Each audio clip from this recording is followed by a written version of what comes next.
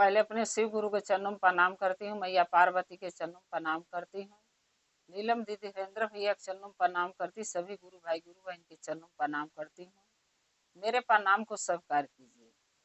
गुरु भाई गुरु बहना कथा सुनाने जा रहे हैं, कृपा करके कथा को ध्यान से सुनिएगा। ध्यान से सुनने से ज्ञान मिलता है, आधी अधूरी कथा नहीं सुनना चाहिए, क्योंकि शिव गुरु को अपमान होता है। पूरा कथा सुनने से कथा के रहस्य के बारे में पता चलता और ज्ञान भी मिलता है कि कथा में क्या बताया गया है, क्या समझाया गया है, उसका ज्ञान मिलता है, अच्छे बुरे का पहचान होता है। इसलिए कथा को हमेशा आप लोग पूरा सुनिएगा ताकि ज्ञान मिल सके। अगर मेरा ये कथा आपको अच्छा लगेगा तो कमेंट में लिख के जरूर भेजिएगा, चैनल को सब्सक्राइब कर लीजिएगा। जो भी मैं नया नया कथा डालती हूँ अपने चैनल पर आप तक पहुँचता रहे। आप हमारे कथा को ऐसे ही देखते रहें, अपना प्यार देते रहें। हम और आप शिव परिवार से ऐसे ही जुड़े रहें। भावना नाम का घोषणा कराना चाहती हैं, भावना के नाम की घोषणा मैं करने जा रही हूँ। भावना अभी से इसी वक्त से शिव के अपना गुरु बना रही हैं। शिव गुरु के अतराक्ष में उनका नाम दर्ज हो, दर्ज हो, दर्ज हो। जागा जागा महादेव, जागा जागा महादेव, जागा जागा महादेव। भावना से मैं यही कहना चाहती हूँ, भावना से कि आपका नाम का घोषणा मैं कर दी हूँ। अब आपको 3 सूत्र करना पड़ेगा। पहले में शिव गुरु मैया पार्वती के, लीलम दीदी हरेंद्र भैया के सबको प्रणाम करके फिर दया मांगना है कि हे शिव, आप मेरे गुरु हैं, मैं आपकी शिष्या हूँ, मुझ शिष्या पर दया कर दो। दया आप 5 बार मांगिए दिन भर में, 2 बार मांगिए, 10 बार मांगिए, वो आपके ऊपर है। जैसे आपके पास समय हो वैसे दया मांग लीजिएगा। लेकिन अगर समय ज्यादा नहीं है आपके पास तो सुबह शाम तो जरूरी है। पहला सो के उठा तब बिस्तारा पर कोई काम करने से पहले, जैसे हम सो के उठते हैं, बेड पर बैठते हैं, तो दया मांग लेना चाहिए, 3 सूत्र कर लेना चाहिए। आइए तो सोने जब हम जाते हैं रात में खा पी के, तब सोने से पहले मांगना पड़ता है। 3 सूत्र ऐसे करना पड़ेगा। पहला में हे शिव, आप मेरे गुरु हैं, मैं आपकी शिष्या हूँ, मुझ शिष्या पर दया कर दो। दूसरा में ये दीदी, ये बहनी, अनजाने लोग से, जैसे हम मान लीजिए आप अगर बाहर जाती हैं, बाजार जाती हैं, मार्केट जाती हैं, चाहे कहीं जाती हैं और फंक्शन पार्टी में कोई मिल जाता है, उनसे बोलिए शिव के गुरु बनाइए। मैं भी बनाई हूँ, आप भी बनाइए, शिव गुरु बहुत दयालु, हम पर दया की आप पर भी करेंगे। तो बोल बतिया के चर्चा ऐसे करना है। तीसरा नमन करना है, रुद्राक्ष के माला पे, अंगुरी के गांठ पे मन ही मन सांस द्वारा 108 बार, जैसे रुद्राक्ष का माला हो, इस वाले अंगुरी में डाल के ऐसे नीचे रहें, उनको गिराना है, एक एक दाना। 108 दाना का रुद्राक्ष का माला होता है, वो ले लीजिए, वो आसान होता है, उसमें भूलने का भी कोई टेंशन नहीं रहता है। अंगुली पर तो इंसान भूल जाता है करते करते, लेकिन माला पर सही रहता है। नमः शिवाय, नमः शिवाय, नमः शिवाय से प्रणाम करना है। जब एक दाना घुमाइएगा नीचे रहे तो नमः शिवाय, यानी सांस लेके नमः शिवाय से गिराना है और नमः से उठाना है। अगर आप ऐसे भी नहीं कर पाती हैं तो श्री शिवाय नमस्तुभ्यम ऐसे करके दाना गिराइएगा एक एक। जैसे एक दाना हम यहाँ पकड़ लिए, श्री शिवाय नमस्तुभ्यम ऐसे करके गिराइए। ये 2 मंत्र है, आप जैसे आपको करना आसान हो दोनों मंत्र में, वो आप कर सकते हैं। अब मैं अपना कथा सुना बताने जा रही हूँ, करने जा रही हूँ। कृपा करके ध्यान से आप लोग सुनिएगा।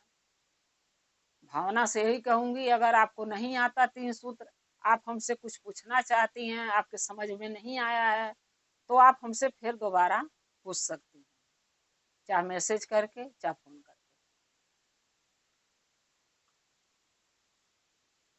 एक गांव में एक मंदिर था, उसमें 4 पंडित रहते थे। चारों पंडित के कोई रोजी रोजगार नहीं था, कोई कमाने का जरिया नहीं था। कहीं पूजा पाठ कराना होता तो एक चारों में से कोई एक चला जाता, कराते, जो थोड़ा बहुत वहां से मिलता दान दक्षिणा, उससे अपना गुजारा करते। और चारों पंडित शादीशुदा नहीं थे, क्योंकि होता है ना, कोई कोई ज्यादा गरीब हो उससे कोई जल्दी शादी नहीं करता है, जिसके घर खेत ना हो। तो चारों मंदिर में रहते थे महादेव के, ये सोच के कि चलो जो भी चढ़ावा उड़ावा चढ़ेगा थोड़ा बहुत अपना गुजारा करेंगे, नहीं तो मांग के खाएंगे। क्योंकि कुछ लोग अपने जाति के अहंकार में रहते हैं कि हम पंडित हैं तो हम क्यों किसी के नौकरी करने जाएं, क्यों किसी की चाकरी करें। तो गुरु बहिना मैं तो यही कहूंगी, पंडित हो चाहे नीच जात हो चाहे ऊंच जात, कमा के खाने में कोई बुराई नहीं। कमा के अगर मेहनत करके हम खा रहे हैं, चाहे किसी के घर में बर्तन ही धो के खाना क्यों न पड़े, उसमें कोई बुराई नहीं है। अगर हमारा काम नहीं चल रहा, हमारा घर परिवार नहीं चल रहा है बिना कमाए, तो चाहे हम कंपनी में काम करें, अच्छा घर में किसी के करें, कम से कम मेहनत करके तो खा रहे हैं, चोरी तो नहीं कर रहे हैं किसी घर में जाके। तो चारों पंडित में जो एक पंडित था वो बहुत होशियार थे, उनके अंदर बेईमानी कूट कूट के भरा हुआ था। चारों भिक्षा मांगने जब निकलते थे तो चारों में तीन जो थे वो ईमानदार थे, वो जो भी भिक्षा मिलता था ले आके दे देते थे ईमानदारी से कि इतना मुझे मिला है दिन भर में। लेकिन जो चौथा पंडित था वो बहुत चतुर था, वो जो मिलता था भिक्षा वो तो थोड़ा बहुत हाजिर कर देता था, लेकिन जो नगद पैसे कहीं से मिलता था वो छुपा लेता था। और ये तीनों, नगद पैसा हो चाहे भिक्षा हो चाहे अनाज हो, सामने लेके दे देते थे सबके। वो बेईमानी करता था। कुछ लोग होते हैं ना कि गरीब हो तो भी बेईमानी करते हैं, अमीर रहेंगे तो भी बेईमानी करेंगे। जिसके दिलो दिमाग में बेईमानी का भूत सवार रहेगा, झूठ झटाई बोलने की आदत रहेगी, वो नहीं कभी सुधरेगा। वैसे ही वो चौथा पंडित था। ऐसे करते करते चारों अपना जीवन काट रहे थे। एक दिन जो चौथा पंडित जो होशियार था, चतुर था, उसने तीनों से बोला कि ऐसा करते हैं कि कहीं नौकरी कर लेते हैं, इससे तो काम चलेगा नहीं। एक मंदिर में चार पंडित रहेंगे तो कितना उनको मिलेगा खाने के लिए। ऐसा करो, तुम तीनों कहीं काम कर लो, हम मंदिर में रहते हैं। चौथा पंडित जो होशियार था वो बोला। उसके दिमाग में ये था कि तीनों कमा के लाएंगे तो हम ही को तो देंगे, अब मंदिर में जो मिलेगा वो हम छुपा के धरते जाएंगे अपने लिए, कह देंगे कुछ मिला ही नहीं, चढ़ाई नहीं। वो तीनों बोले कि ये बताइए, अभी कहीं काम करने जाएंगे तो लोग यही तो कहेगा, अरे पंडित है, पंडिताई करना चाहिए, तो ये देखो नौकरी करने आए।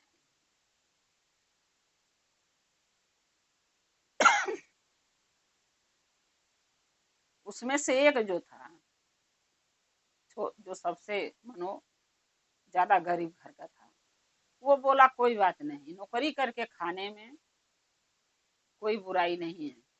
हम कमा के ना खा रहे हैं, छुपा के तो नहीं खा रहे हैं, किसी से बेईमानी करके तो नहीं खा रहे हैं। उसकी बात समझ के दोनों तैयार हो गए, यानी तीनों तैयार हो गए कमाने के लिए। अब रात को सोए तो सोच रहे, सोए तो उनको रात में सपना में महादेव आए, एक बूढ़े के भेष थे। वो सपना महादेव आके उनको बोले कि तुम तीनों चारों मिल के कमाना क्यों नहीं चाहते हो।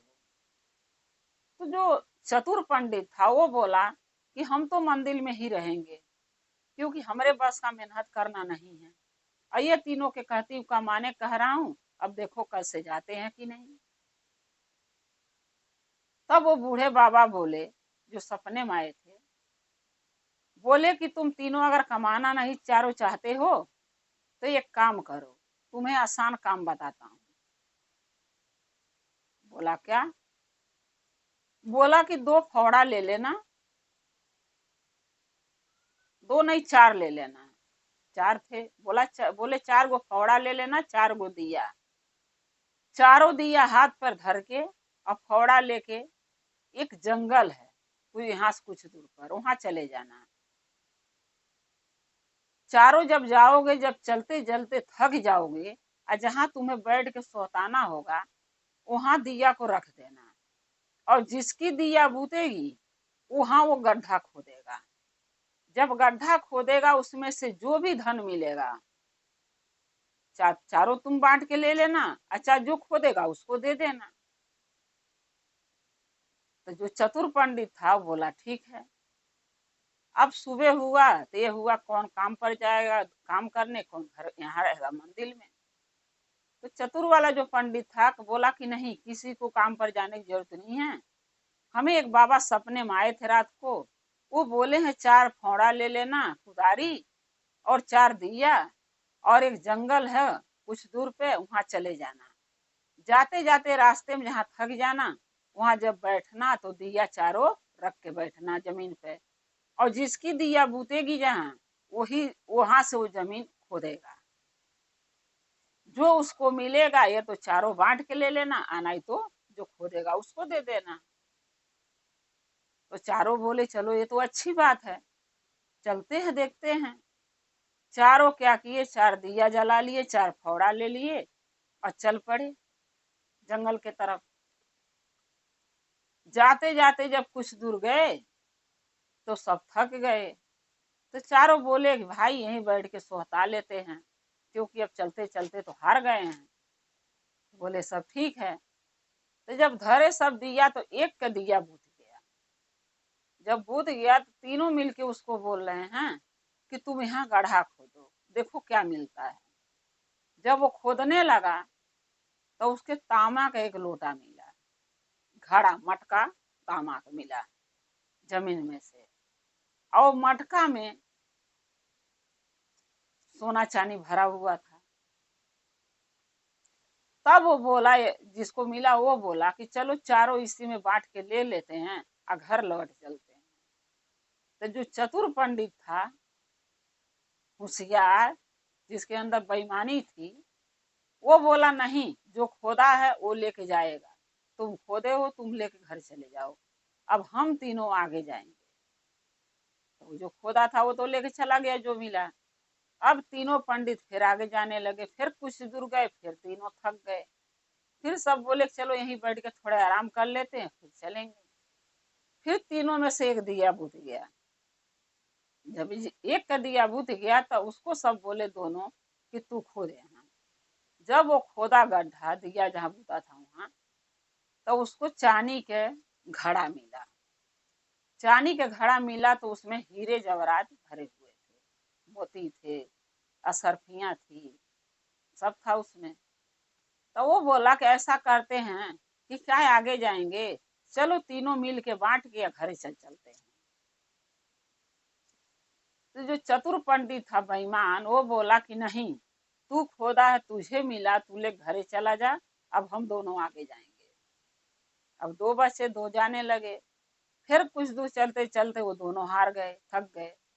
फिर दोनों बोले कि यहीं बैठ जाते हैं, बाद में फिर चलेंगे थोड़ा आराम करके। जब बैठा तो उसमें से एक का दिया फिर बुझ गया, तीसरे नंबर वाले का। तो चतुर जो पंडित था बेईमान जो, वो कह रहा तेरा दिया बुता तू खोदे।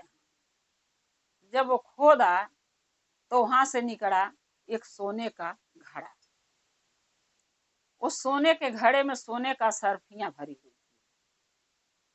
वो बोला कि देखो क्या जाओगे अकेले, अब 2 चले गए, मैं भी, मेरे को भी मिल गया, चलो इसी में से बांट के लेते हैं, घरे चलते हैं। अगर तुम नहीं लोगे तो फिर अकेला जाने पड़ेगा आगे, और कोई खतरा हुआ तो तुम्हारे साथ कोई नहीं देगा फिर। तो वो तो बेईमान था। चौथा जो पंडित था वो तो उसके अंदर तो छल कपट था, वो लालची था।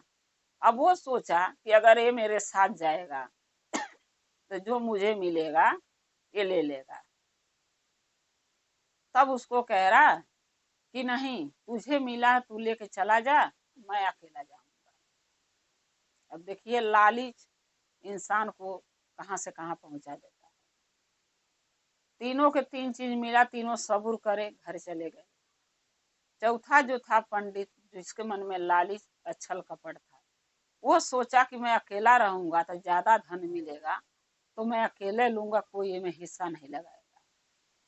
जब वो चलते चलते कुछ दूर गया जंगल में, तो थक गया, तो सोचा चलो बैठ के आराम कर लेते हैं। जब दिया धरा तो दिया बुझ गया। जब वहां खोदने लगा तो वहां खोद खोद रहा था तो वहां कुछ नहीं मिला। कुछ नहीं मिला तो सर पे हाथ देके चिल्ला चिल्ला रोने लगा। उसको तकलीफ हुआ कि तीनों के मिला, तीनों लेके गए, हमारे नसीब में क्यों नहीं है, मुझे क्यों नहीं मिला।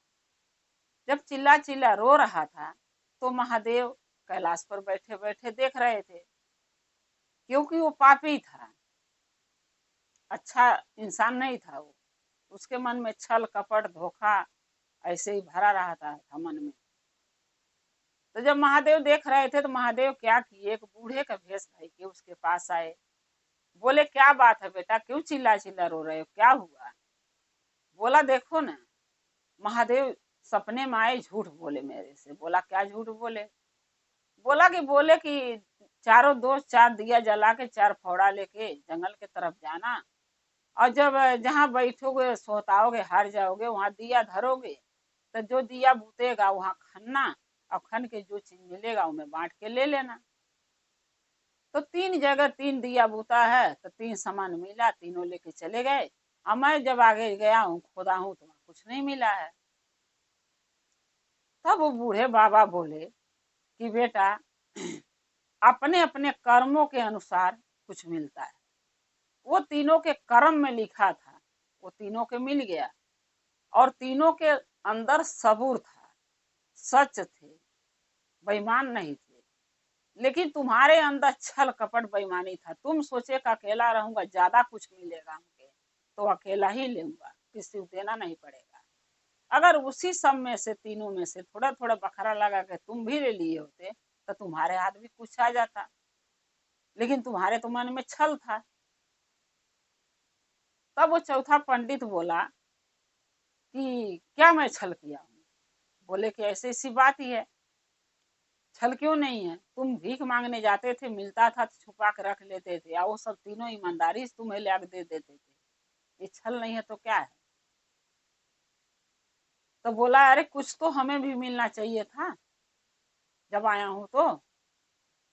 तब वो बूढ़े बाबा बोले कि अगले जन्म में भी तू पाप किया था, और इस जन्म में तू गरीब होने के बाद भी तेरी आदत नहीं सुधरी, सो तेरे भाग में कुछ नहीं। तब वो बोला कि तुम हो कौन, क्यों इतना बोल रहे हो, मुझे क्यों सुना रहे हो, तुम हो कौन, और तुम कैसे जानते हो मेरे भाग में कुछ नहीं। तब वो बोले कि हम सब जानता हूँ। बोले कौन हो, अपने असली रूप में आओ। तब महादेव अपने असली रूप में आए और सारी बात उसको बताए कि तेरे मन में लालच था, उस दिनों कमाते तो भी तू सोच रहा था हमें पैसा देंगे तो हम बेईमानी कर लूंगा। तीनों के मिला जो भी घड़े में, बोले सब ले लो, वो भी तू नहीं लिया, तेरे मन में छल था। और जिसके मन में छल कपट होता है उसका मैं सहायता नहीं करता। महादेव बोले। महादेव के चरणों में गिरा, माफी मांगा उनसे, चौथा पंडित जो बेईमान था।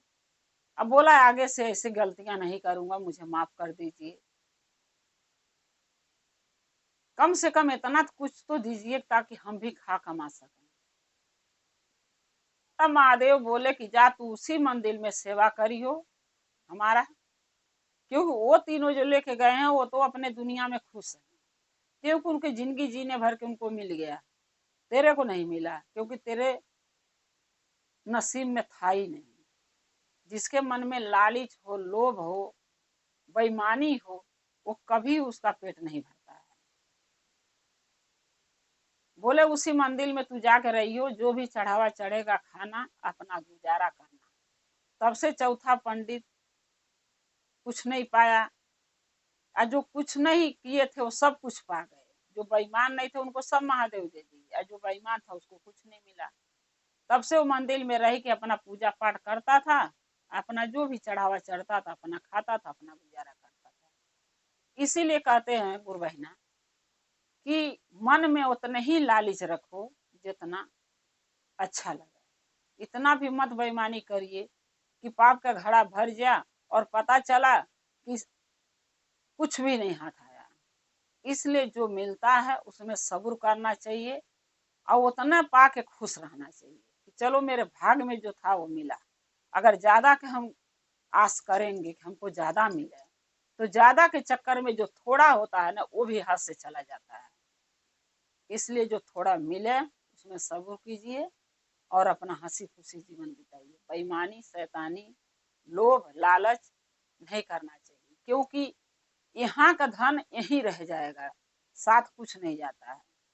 एक अच्छा कर्म जाता है साथ में और कुछ नहीं जाता है। जो हम चर्चा भजन महादेव का करते हैं, पूजा करते हैं, एक लोटा जल चढ़ाते हैं, वही मेरे साथ जाएगा। बाकी धन दौलत रुपया पैसा यहीं आने के बाद मिला है और यहीं छूट जाएगा। यहाँ से कुछ नहीं लेके जा, न लेके आया है इंसान, न लेके जाएगा। मुट्ठी बांध के बच्चा आता अपना किस्मत लेके, और जब इंसान मरता तो हाथ पसार के जाता, सब ही छोड़ के, उसके साथ कुछ नहीं जाता है।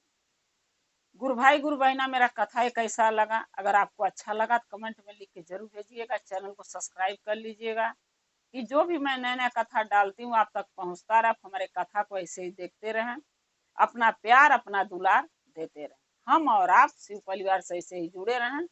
हर हर महादेव, घर घर महादेव। महादेव का दया और कृपा सभी भक्तों पर सदा बना रहे। जय शिव।